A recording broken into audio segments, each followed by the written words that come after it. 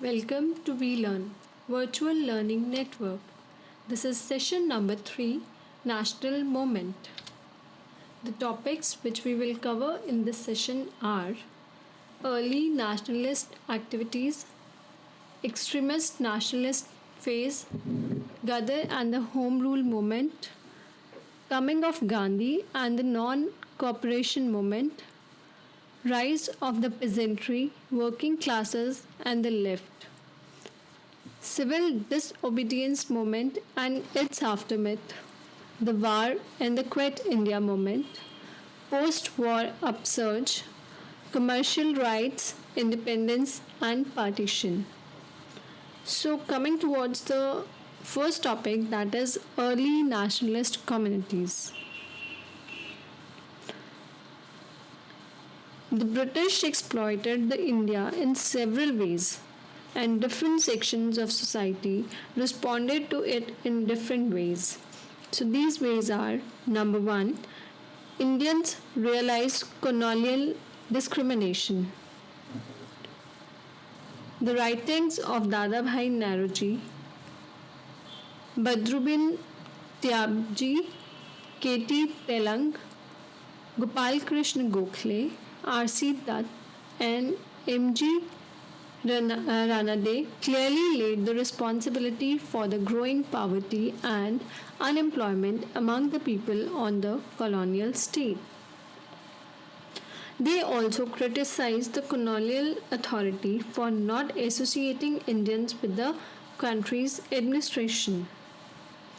When Surendranath Banerjee was disqualified from joining the civil services on a flimsy ground, he travelled across the country and educated his countrymen regarding the discriminating nature of colonial rule. In 1883, the Albert Bill attempted to empower an Indian judge to preside over the trial of European. Next is the demand for issue in Indian representation. As a result of this realization, the Madras Native Association, Pune Sarvajanik Sabha, Indian Association in Bengal and Madras Maharajan Sabha were formed. They demanded increased Indian representation in the legislative bodies and viceroy executive councils, and increasing the age of eligibility for civil service examinations and the government budget on education and other developmental activities. Newspapers like Amrita Bazar Patrika, the Burjali, the Hindu, and the Tribune were started to express the concerns of the people. The Indian National Congress, organized by Alan Octavian Hume, which was a product of this need, held its first conference in Bombay from 25th to 28th December 1885 to take up the issue of the national importance.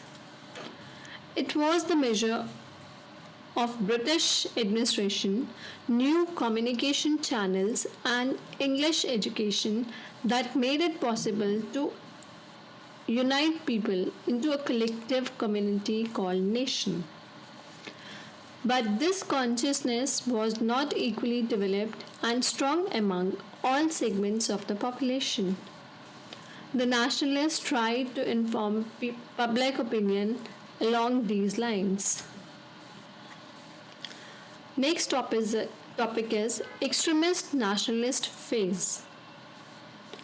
There was a highlighted sense of colonial and racial arrogance in the last decade of the 19th century. Avicenna defeated Italy in 1896, while tiny Japan defeated powerful Russia in 1905. In India, Army Basin, Rajendra Lal Mitra, Bal Gangadhar Tilak, Bankim Chandra Chatterjee, and above all, Vivekanand asserted the suppository of the Indians and their glorious past. The solidarity of Indians was shown when Bengal was partitioned in 1905 and East Bengal was amalgamated with Assam to create a new province. It is said that Bengal was too large and unwieldy for efficient administration. The protest against the partition soon took an organized shape, and finally, the Swadeshi movement officially commenced from 7th August 1905. Boycott of foreign goods and government schools became the prime modes of protest. National schools and Swadeshi manufacturing units were opened. On 16th October 1905, when partition was to become operative, many people in Bengal fasted and at Tagore's suggestion tied Rakhi on each other's wrist as a mark of solidarity. At the annual session in Banaras in 1905, the new leaders succeeded in making the Congress adopt Swadeshi boycott and national education as its policies.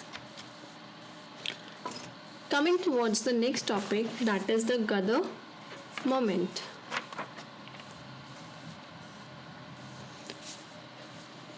Ramnath Puri, G.D. Kumar, Tarka Das, and others, with the help of Indians settled in North America since 1905 to 1906, had been circulating ideas advocating free Hindustan. The Gadar revolutionaries invited Rashberry's Bose to organize the scattered revolutionaries and led the revolution in India. Bose came to Punjab and after organizing people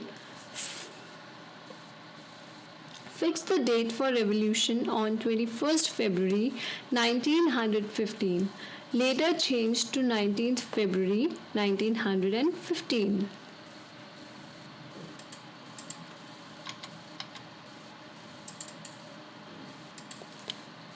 Next is the Home Rule movement. At the time of the First World War, the Home Rule movement, led by Annie Besant and Tilka tried to inspire the scattered national forces into action. Influenced by Irish movement for Home Rule, it demanded Home Rule on the ground that Indians had now come of age.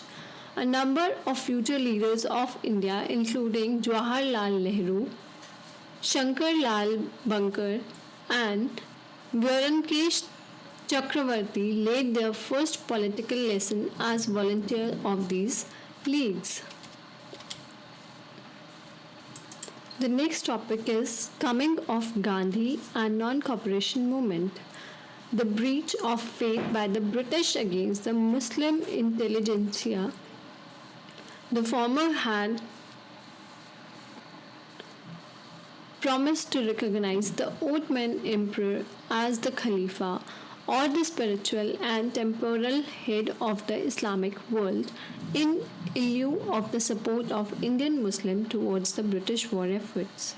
It was around this time in 1915 that Mohandas Karamchand Gandhi, born in 1869 in Kathiawar in Gujarat, returned to India after spending 20 years in South Africa, where he organized the poor Indian colonies and other against the racial and discriminating policies of the South African government. Next is Gandhi and dysentery. In 1917, Indian witnessed the first test of Gandhi's methods of agitation of Charanparan in Bihar, where the European indigo planters forced the peasant to pay illegal rent and other exactions. When Gandhi reached Charanparan, the district councillor ordered him to leave the district, which he refused. The government, unable to ignore the enormous fact, finally forced the planters to return 25% of the illegal exaction of the peasants.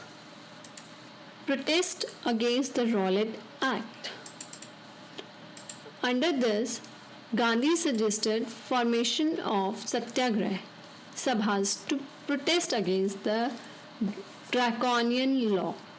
An all India hartal was planned for 30 March 1990, which was put off till 6 March 1990.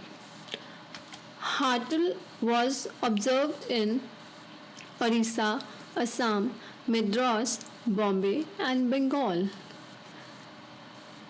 The Jallianwala Bagh incidents incensed the country. Rabindranath Tagore returned the knighthood conferred by the British Crown. Instead of questioning General Dyer, the British people presented a purse to him. In 1919, the All India Caliphate Committee met at Allahabad and Gandhi's proposal of non-violent, non-cooperation movement was accepted. Akram Khan Muharram Mahdi propagated the spirit of Swadeshi and boycott. Muhammad Ali Hamdard and Comrade and Abdul Kalam Azad were powerful organs in speeding the message of the movement.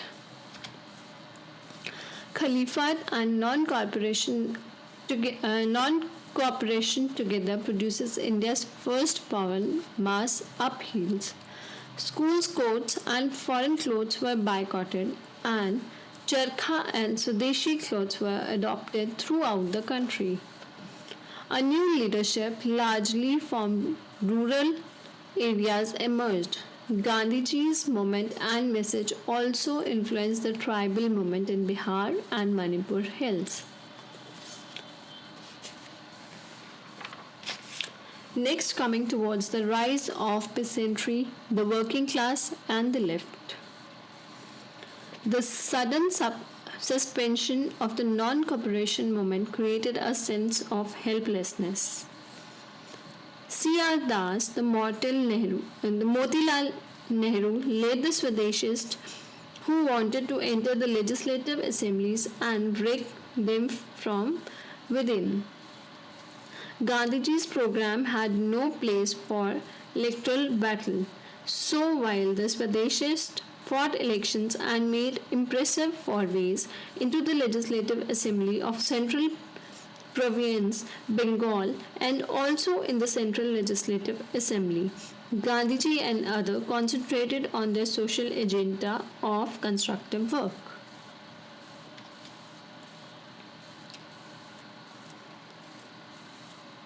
Next is Gandhi-Ambedkar debate. Gandhiji launched his biggest social movement against the practice of untouchability. He argued against the nation of occupational hierarchy, which gradually had come to define the Vana system. Ambedkar opposed Gandhiji and argued that untouchability was legitimized by the Varna system. Unless the caste system itself was abolished, caste oppressions would not go. Gandhiji not agree because the institution of caste has endured for centuries and it was merely its cancerous growth that needed to be removed. Next, coming towards the arrival of Marxism. The Russian Revolution had inspired their imagination. Qazi Nazrul Islam, the Bengali poet, gave powerful expression to the new vigorous that socialist thought had bought into the mind of the nationalist.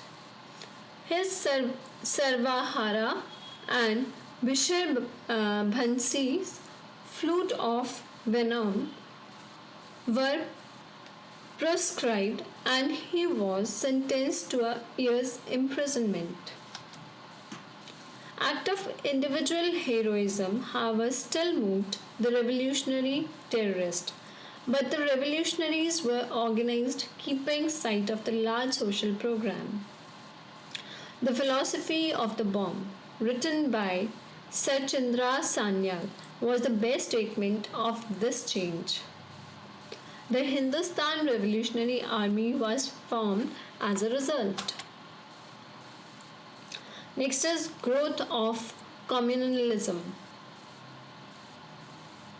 Some of the greatest leaders parted company with either the Congress or the Nationalist cause during the 1920s. Muhammad Ali Jinnah, with impeccable secular credentials, left the Congress as a reaction of Gandhian politics. Lajpat Rai, V.D. Sarvkar, Ashutosh Lahiri, and many other patriots began to view the popular phase of the national movement as harmful to the cause of Hindu community.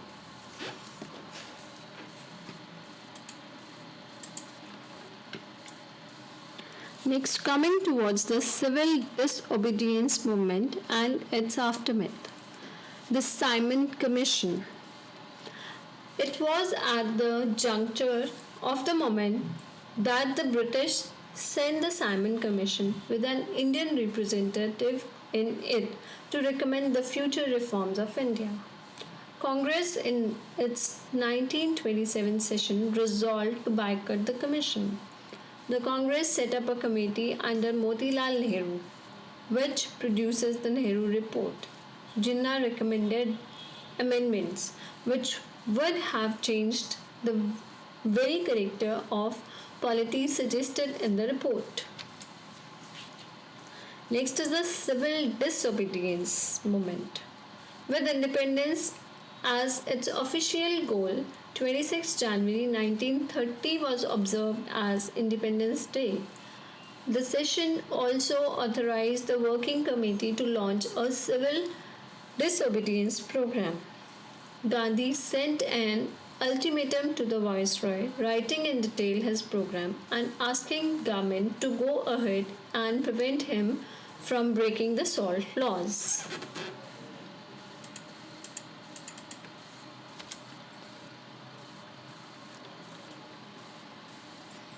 New center of civil disobedience emerged in the shape of Northwest Frontier Province, where Khan Abdullah Ghaffar Khan and his followers, the Kundli Kinmetgars, began non-violent civil disobedience. The dalmia of the mass movement entering into electoral politics and then accepting office became acute during 1937 elections won by the Congress in many provinces. Next is the war and the Quit India movement. The Second World War was declared in Europe in September 1939. The Indian government, without consulting public opinion in India, declared war on Germany. Hitler eliminated almost 6 million Jews because he believed that they belonged to an inferior race and were the cause of all ills of German society, including its defeat in the First World War.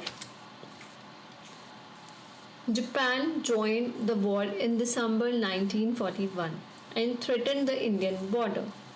The news of retreating British forces, leaving Indians and others to the mercy of the Japanese, created a sense of anger and helplessness in India. On 8 August 1942 at Bombay, he gave the call or do a call of do or die, and asked the British to quit India. Next is the post war upsurge. The Indian National Army. After the war was over, the leaders were freed in July 1947 and an election was declared. Meanwhile, the Indian National Army had captured the popular imagination. Mohan Singh and other of the British Indian Army who were made prisoners of the war by Japanese formed it in 1940. The first trial began in November in the Red Fort. In November 1945 and in February 1946, the entire country angrily protested against the trial and sentence of these heroes in Indian independence. Congress candidate who unpresentably victories while the Muslim League won all Muslim seats. This vindicated its claim of being the sole representative of Indian Muslim. Next is communal right, independence and partition. The mutiny by the naval rating at Bombay and Karachi made apparent the sign of disaffection within the army. A demoralized bureaucracy was also evident. It was clear that British could not hold India any long. The cabinet mission was sent in 1946 to recommend future agreements. To force its demand of Pakistan, the League rejected the cabinet mission recommendations and declared Direct Action Day on 16th August 1946. With no anti-colonial program, direct action against the Congress or those who opposed Pakistan was implied. Communal ideology by now had a complete survey. The realization dawned that if independence was so near, Pakistan too was not very far. Both were inevitable. The consequences of not having Pakistan were visibilized and the riots of Calcutta, Nankai and Bihar. When the Congress leaders and Gandhi accepted partition, they were accepting the inevitable. So this is for the session. Questions are based on this session. Explain post-war upsurge. Explain the Simon Commissions. So that's all for this session. Thank you. Happy learning. We learning.